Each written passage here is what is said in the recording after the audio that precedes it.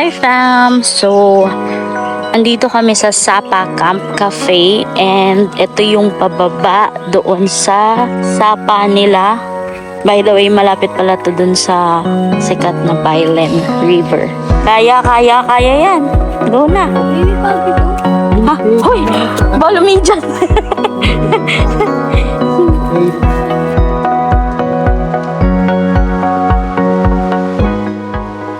Di naman mahirap yung bababa kasi cemented naman yung stairs.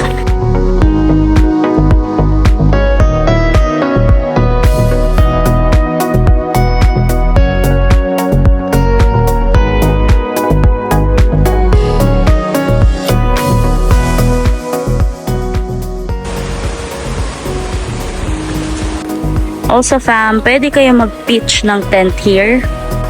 Dito. Yun nga lang, since semi-roham siya ito, walang electricity dito. Kailangan mo talaga ng power station dito.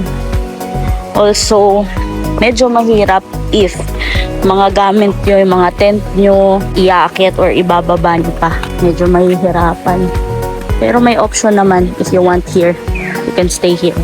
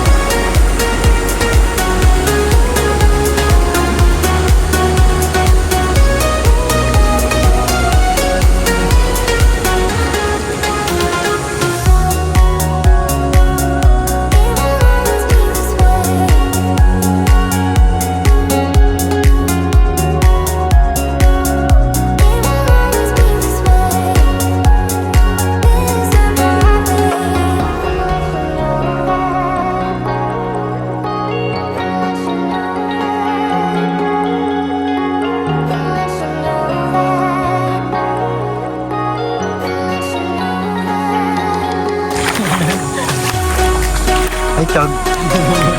Okay.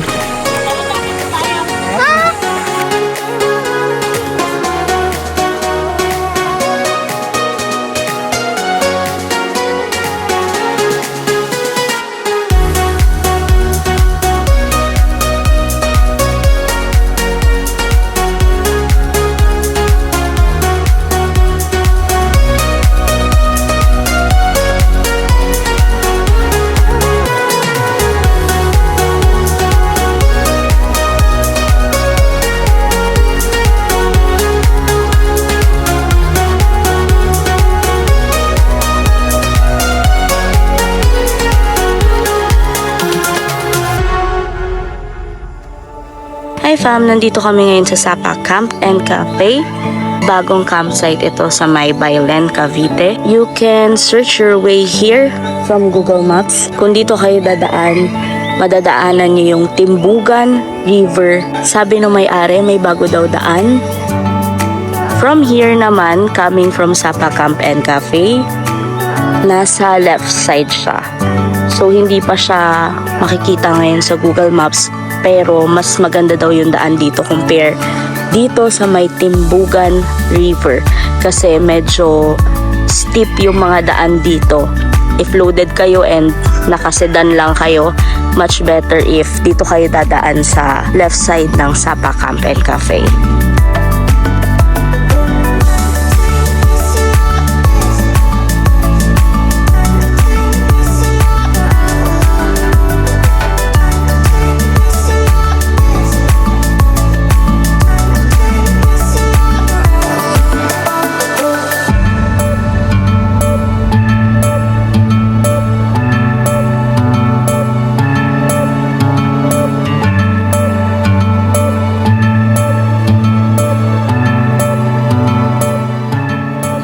From entrance fam, makikita niyo yung reception here. Magbabayad muna kayo before kayo mag-pitch ng tent. They accept free cash payment. Medyo mahina nga lang yung signal from inside, pero pwede kayong makiconnect sa kanilang wifi. 50 pesos for whole day na siya. So, pag may nakalimutan kayong mga stuffs or mga ingredients sa mga lulutuin nyo, may mabibila naman dito sa loob mismo ng campsite. Also, pwede kayo mag-rent ng rechargeable fans if kulang yung mga dala nyo. By the way, fam, semi-raw campsite to. So, wala silang electricity.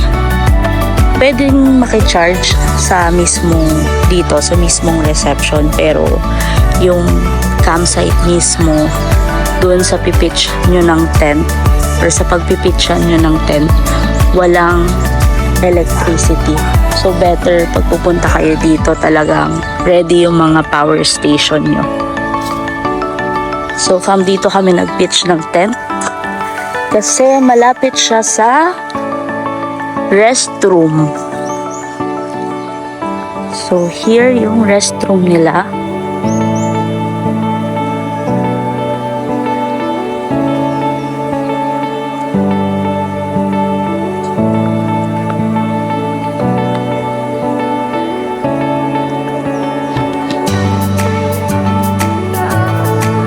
Ito yung sink nila. And by the way, sa reception guys, if walang dalang floaties yung mga anak nyo, salbabida, pwede kayong manghiram sa kanila. Iwan nyo lang yung ID nyo, makakahiram na kayo. Meron din silang mga board games, Nerf gun, merong paglilibangan yung mga bata kahit papano. So ito yung restroom nila. Here. Medyo mahina pa yung water kasi nga sa Miro campsite. Pero meron silang available na malalaking drums para pagkuhanan nyo ng water. And ito yung mas malaking restroom.